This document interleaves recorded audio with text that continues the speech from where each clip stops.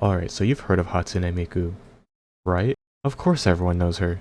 She's a worldwide sensation and one of the most beloved fictional characters of all time. But how did she get to this point?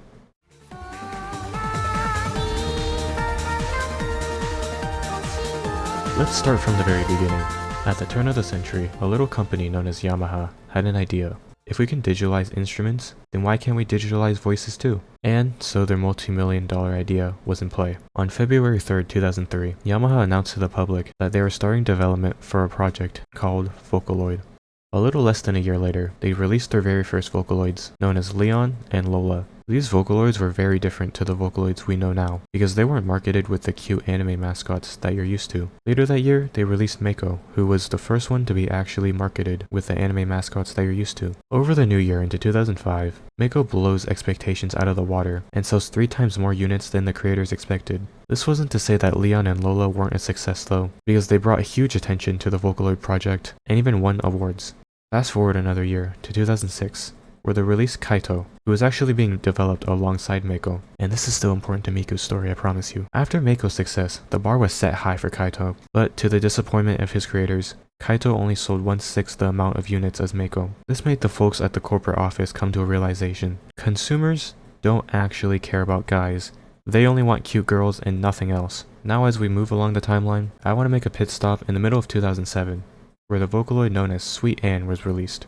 She's pretty cute, right? Well, that's what she looked like only in this one part of the world. Everywhere else, she looked like this. That's not the cute anime girl we like. Motherfucker looks like she would be on the package of pancake mix. Like bro's probably best friends with Aunt Jemima or Little Debbie. I don't know why they decided to change directions with the art style when Mako worked so well for them. By the way, this entire section about Sweet Anne has nothing to do with the story of Miku. I just thought it was funny that a Vocaloid looked more like an American food mascot rather than a cute singing anime mascot. While on the topic of introducing you to Vocaloids, I want to address a common misconception or misunderstanding, which is that the Vocaloid characters are not the artists. The songs are created by real people who produce these songs and work really hard on them.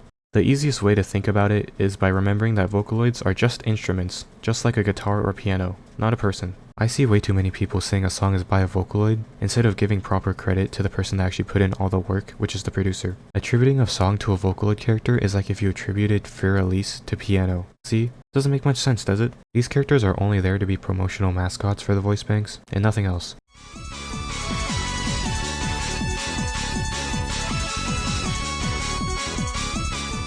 On August 31st, 2007, Hatsune Miku is released to the public. She instantly blows up and sells over 3,000 units in just 1 week. To put into perspective how much of a success she was, Kaito sold 500 units in 1 year, Mako sold 3,000 units in 1 year, and Miku sold nearly both of them combined in just 1 week. If my math is correct, then that means Miku sold 3,000 units over 5,000 times faster than Mako and Kaito combined. This number steadily grew, and by the middle of next year, she had sold over 40,000 copies. And so they did it. Yamaha perfectly executed their multi-million yen plan, and all it took was to make cute anime girls, but with unnatural colored hair this time. Hatsune Miku was voiced by the wonderful Saki Fujita, who coincidentally is 39 years old at the time of this video coming out. And in case you don't know, the number 39 is the number most associated with Miku, because the number 3 in Japanese can be read as Mi, and the number 9 can be read as Ku. So it sounds like her first name, Miku. And coincidentally, it's actually the same year that Miku turned 16 years old, which is her officially stated age. But anyways, let's get back on track. Now that you know Miku's origins, let's get into what the video is actually about. Miku's impact on internet culture.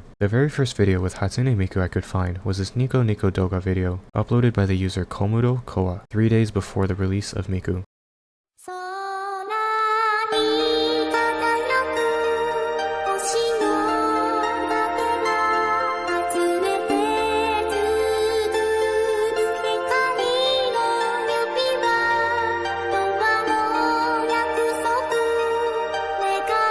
This seems to be a demo showing consumers what Miku was capable of, and presumably it came from an official promotional website, because when looking at Koa's other videos, it seems like they have no affiliation with any companies themselves. Like here's a clip of them getting brutally attacked by a potato.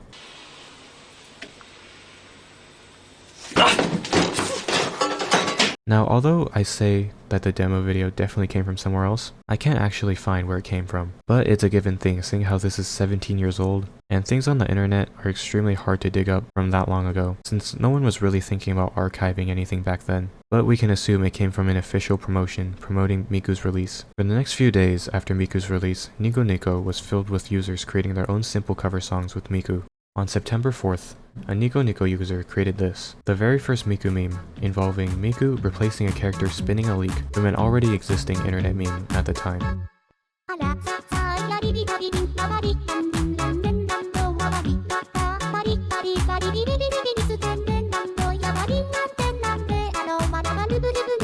This chibi form of Miku later became its own character known as Hatsune Miku. This video I'm pretty sure is long gone nowadays because I can't seem to find the original, but the oldest surviving one I can find is this one from just 3 days after the original Nico Nico upload on YouTube. This would be a turning point in Miku's popularity because it marks one of Miku's most iconic symbols, which would later be synonymous with her character and perception in pop culture for the rest of time. This small meme developed Miku's character in future memes and built her personality and character, something so iconic that it even gets referenced in official media and merchandise to this day, and that is her leak. Well, actually it's a spring onion, but most people have called it a leak, and it does look more like a leak than a spring onion, so we can just brush that under the rug. The popularity of this leak would also lead fans to assigning a specific character item for every future Vocaloid. On September 7, 2007, a producer-songwriter by the name of Ryo, once known as the greatest producer on Nico Nico Doga, who would later go on to create the most iconic Vocaloid song in history, uploads his song by the name of Melt. And on a side note, I can never pronounce his name. Like, it's just one letter off of my own name, but for some reason it's so incredibly hard for me to say. But anyways, I actually have never heard this song before researching this video, but it is the third most viewed Vocaloid song on the entire Nico Nico site, behind Zenbon Sakura and MikuMiku ni Shite Ageru. This could be due to the fact that re-uploads of it on YouTube didn't receive nearly as many views as other songs did, and in fact the most viewed re-upload to YouTube didn't even get half as many views as the original, where other songs got tens of millions of views. So for this reason, this song probably didn't get as much recognition in the global community. Even though it didn't go viral in the West, it did in Japan, being the first ever Miku song to do so. On the 24th of February 2008, a program known as MikuMikuDance was released to the public. MikuMikuDance, or MMD for short, is a free 3D animation program programmed by Yu Higuchi to promote Vocaloid to the public. It allows users to import a 3D model and animate it doing anything the user wishes. There's anything from characters dancing to songs, random skits, porn, really anything that you can think of. Because of the software's free to use nature and the fact that you can do basically anything with it, it had a huge boom in popularity with people making all kinds of entertaining content and producers using it for music videos to their songs. MMD also isn't limited to just Vocaloid content, so it spreads exponentially outside the Vocaloid sphere. If you were an anime fan in the late 2000s or early 2010s, then there's a 0% chance that you've never seen at least one video made with MMD. Moving forward, most videos you'll see in the fandom at the time were either hand-drawn animations or MMD animations. Now let's take a little detour into the world of UTAU. UTAU is basically a parallel to what Vocaloid is, in that it's a voice synthesizer application, but unlike Vocaloid, it's all community built. It's developed by one person called Ameya. Instead of professionally being developed, the voice banks are made by random people, and from what I can see, you can just go and make yourself into a voice bank too. And enter UTAUloids, who are character mascots for the voice banks just like Vocaloid. And naturally, with cute anime mascots comes fans. This brings us to April 1st, 2008, where an April Fool's announcement about a new Vocaloid gets made, named Kasane Teto. She was designed by the artist Sen, and if you just look at her design, it's pretty easy to see that she was an obvious parody of Miku. She has the twin tails, although in a drill style, and she wears the exact same outfit, but just recolored. There's a lot of popular UTAUloids you'll see intertwined with the Vocaloid fandom, including the aforementioned Teto, and Momo, Ruko, Tei, and many more. These characters would become a big part of the growing Vocaloid community, showing up in music videos, animations, and eventually later down the line getting their own officially licensed merch. On the topic of community-created characters, we also have Fanloids. Fanloids are fan-created characters for already pre-existing voice banks instead of UTAU's original voice banks. They usually come from pitching a voice bank to a higher or lower pitch. Just like UTAUloids, these characters would grow massively popular in the community. A lot of these characters were also just memified versions of Vocaloids, like Hatsune Miku, which we talked about earlier. Other Fanloids include Neru, Mikudayo, Shiteyanyo, Mikuo. I could keep going, but there's basically an endless amount. And this is all important information we'll come back to later on.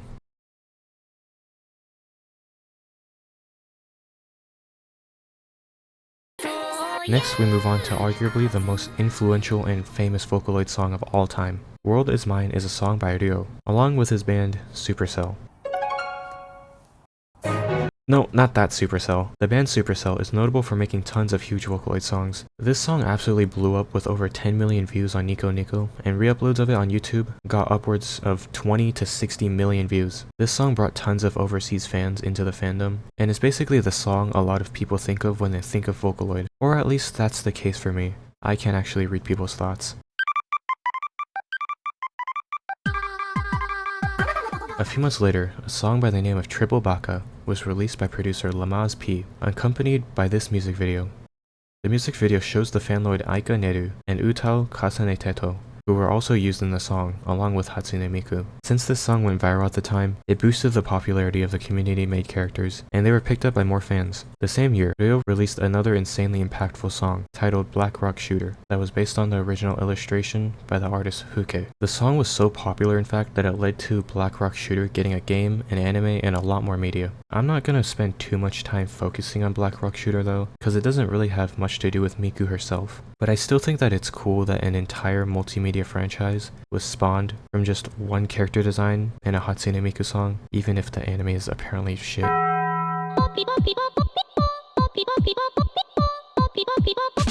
You've heard this song.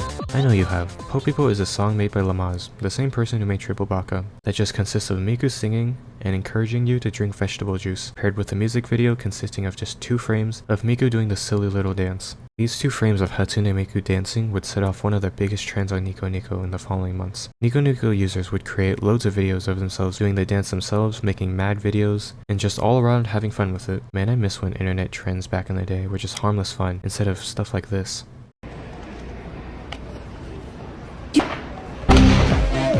The dance trend, though, could have been inspired by a different dance trend that emerged a month prior called Gedan, which was started and popularized by the one and only Lamaz. Gedan is actually one of, if not the biggest Japanese internet trends to ever exist, and it just consists of a subject flashing frames of themselves in various poses to the song Promise by Komi Hirose. After PoPiPo blew up, the Vocaloid fandom was in full swing at this point, and there was even a huge fanbase outside of the internet, going to some of the first Miku concerts at this time. It's probably a good time to mention the other massively popular Vocaloids too, since you'll be seeing them a lot going forward. These include ones we've mentioned before, like Miku, Kaito, and Miko, and other popular ones like Rin, Len, Gakupo, and Luka. There's way more, but these are just the most popular at the time.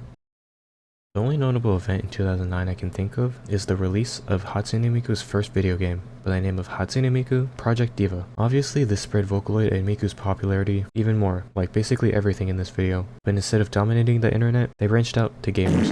Hatsune Miku Project Diva is the first of many games in this series by the same name, developed by Sega and Krypton Future Media. The game was never released outside of Japan, but it sold pretty well, at just over 100,000 copies, and it was so well received that it allowed the game to become an entire series of games, which are still being made, with the newest one being Hatsune Miku Project Diva Mega Mix Plus, which was released in mid-2022. Obviously, every new game would get worldwide releases, and outsell the original. These games would also lead to the eventual release of Hatsune Miku Colorful Stage, also known as Project Sekai at the beginning of this decade, which kinda brought on a new wave of fans after the Vocaloid fandom kinda died down a bit in the late 2010s, but we're here to talk about the early days of Miku, not current events.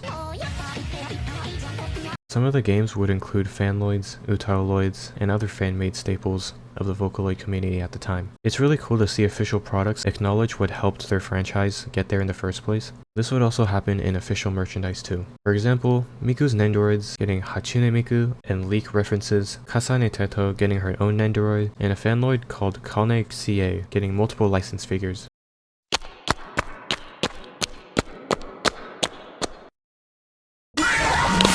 Shiteyanyo is a fan-made character by an artist named Ryusei created on February 2nd, 2010, and it's incredibly cursed. It's Miku, but she has no body and her pigtails act like her legs. Yeah, this thing is pretty weird, but apparently it's based off the lyrics of the song MikuMiku Nishite Ageru. There were actually versions of Vocaloids that were really similar to Shiteyanyo, where Miku and other Vocaloids had their hair and accessories turned into feet, but the one made by Ryusei was the one that blew up and became a meme. The title of the original artwork was named MikuMiku ni Shiteyanyo. The commenter shortly after its posting called the character just simply Shiteyanyo. Shiteyanyo means shite ageru, which in English just means to do for someone. Some things that boosted Shiteyanyo's popularity right from the beginning is when a 3D artist by the name of Domino created a 3D animation of Shiteyanyo walking. Domino is mostly known for their creation by the name of Kalne CA, a creepy mechanical version of Miku that I briefly mentioned earlier. I'm going to assume that Domino already had this made and just uploaded it because they saw the rising popularity of Ryusei's Shiteyanyo, because it resembles the old version of it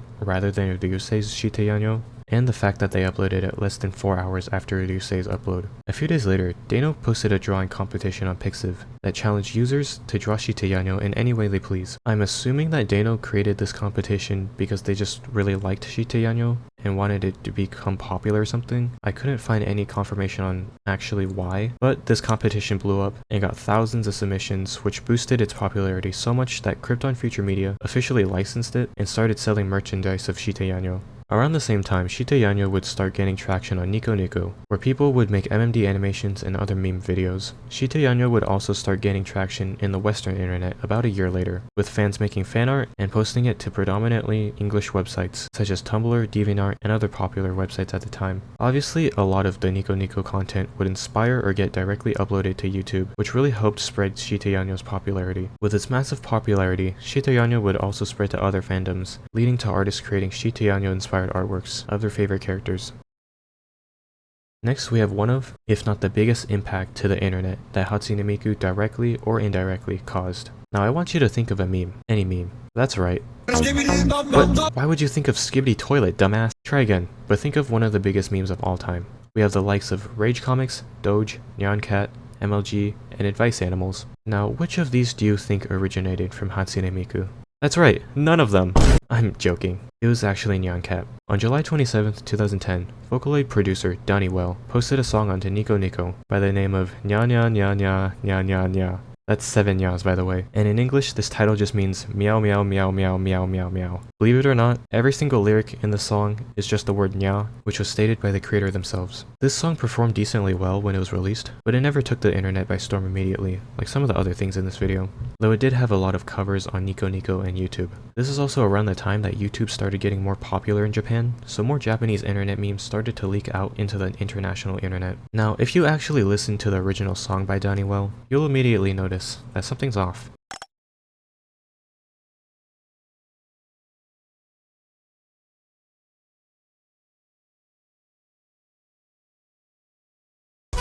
That's because the original version is not the version that became a meme. This title would be held by the version of Nya Nya Nya Nya Nya Nya Nya that was sung by the UTAU Momo Momone. Unfortunately, I can't find exactly when this one released, other than a YouTube version from Donnie Well themselves, which was released in December of 2011. Fast forwarding from the song's creation almost a year to April 2011, a now infamous GIF, not GIF, was posted onto the site LolComics, a site for the artist PR Guitar Man to upload his art. Since PR Guitar Man had a sizable following at that time, the cat GIF gained a lot of popularity on multiple websites. A YouTube user by the name of Sarah June with the Momo version of Nya Nya Nya Nya Nya Nya Nya over it. And the rest is history. Well, actually a pretty bad history because it got sold as an NFT a few years ago and the video got privated. Now, what was the original creator of the song's reaction to their song getting the success that it did? Well, over the years, they made different remixes of the Nya Nya Nya Nya Nya Nya Nya, and I'm assuming that they got some kind of royalties from how big the meme got. Nowadays, they still rep the Nyan Cat stuff in their social medias, but sadly, they barely got any recognition from the meme itself. You can probably find real-time tweets of their reaction to the meme on their Twitter from the time that it was blowing up too. But very recently, in February 2024, Donnie Well actually collaborated with McDonald's to release a Nya Nya Nya Nya Nya Nya Nya remix for an ad for their ongoing anime-styled campaign.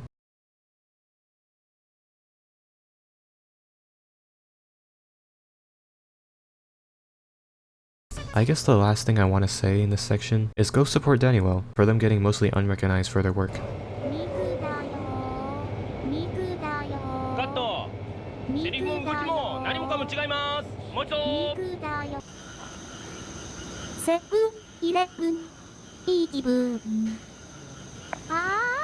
Mikudayo is one of the most popular fanloids, who is apparently officially 8 years old. Mikudayo originates from a mascot costume created by Good Smile Company to advertise Sega's new 3DS game. Hatsune Miku and the Future Stars Project Mirai for a video game convention called Tokyo Game Show 2011. This costume was supposed to be a life-size version of the Hatsune Miku Nendoroid that was released a year prior, but after many fans saw the costume online, they noticed that it looked a bit funky compared to the original Nendoroid. This costume would quickly become the subject of mockery on 2chan and other popular Japanese websites at the time for being a silly, deformed-looking mascot. Internet users made a lot of photo collages, which were kind of the Japanese internet versions of image memes at the time. Originally, the costume was called Kiguru Miku, which is a pun on the word Kigurumi, which just means mascot costume in Japanese. Eventually, the name Mikudayo was more popular with the fans, and by February of the next year, it became the unofficial name. In the following months, the name Mikudayo would become pseudo-officially recognized, after members of Sega staff would refer to her by the name. Slowly, Mikudayo would be officially recognized and get merchandise and be used in more advertising.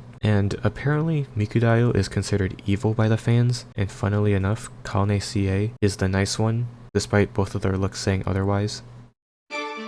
Hello everyone, I'm Scott, president of Domino's Pizza. Have you heard of Hatsune Miku? Today, for our last topic, we're going to talk about Domino's app featuring Hatsune Miku. On March 6, 2013, Domino's Japan released their app in collaboration with Hatsune Miku, known as Domino's app featuring Hatsune Miku. They promoted this collaboration by releasing a YouTube video featuring Scott, president of Domino's Pizza. And don't ask me why the CEO of Domino's Pizza Japan is an American guy, cause I don't know. This video became very popular, gaining almost 2 million views across YouTube and Nico Nico. One of the main things they were promoting, the limited edition Miku-themed pizza boxes sold out across the entire country in only 6 days. These pizza boxes could be used with the Domino's app to create a live augmented reality performance of Miku. Yeah, this was peak technology back in 2013. Shortly after the release of the video, Western internet users on a small site called YouTube found the video and started memeing the shit out of it. These users found Scott's formal, but noticeably awkward way of presenting with his Miku colored tie very humorous, so they decided to make it the next big victim of YouTube poops. Even a lot of Western news sites at the time would make fun of this ad for being too goofy or too unhinged. But the Domino's app featuring Hatsune Miku never became more than just a source for funny YouTube poops and limited edition pizza boxes. You really thought that I included this meme just because of that? You silly viewer. 5 years after the success of this advertisement, it was largely forgotten as most internet memes are, but a YouTuber by the name of Nick Robinson gave a whole new audience to this legendary piece of media. Nick starts off his video by stating, quote, "For years, I have considered it my favorite YouTube video of all time. But one thing was awry.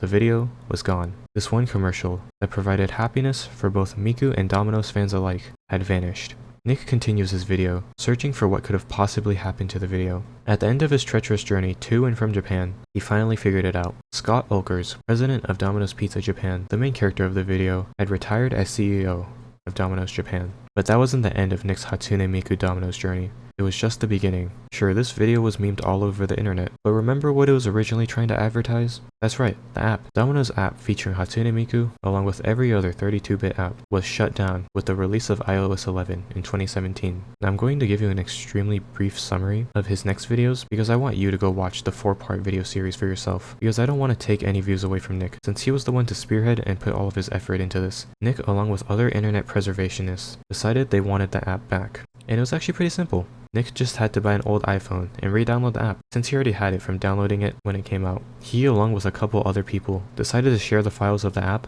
so now you can go download and experience it for yourself, if you have an iPhone that supports 32-bit apps, that is. However, just figuring out why the video was taken down and recovering the app wasn't enough. Something else was on his bucket list. Something that's been on his mind since before he even made the first YouTube videos. He wanted to meet Scott. After years of trying to find ways to get in contact with him, he finally got a lead, and a really convenient and significant one too. Scott, now former president of Domino's Pizza Japan's son, Mark, reached out to Nick. After a bit of chatting, Mark agrees to get interviewed by Nick about his father. One of the funniest things that comes from this interview is that Mark reveals that Scott has actually been working with Domino's in Asia since the 90s, and has been featuring in Domino's commercials for a very long time, and with him speaking some pretty good Mandarin Chinese. Barbecue 009pizza 餐，只要399，打没了，打了没？2宝宝2，我2我2。 After this interview, Nick was happy, but not entirely satisfied.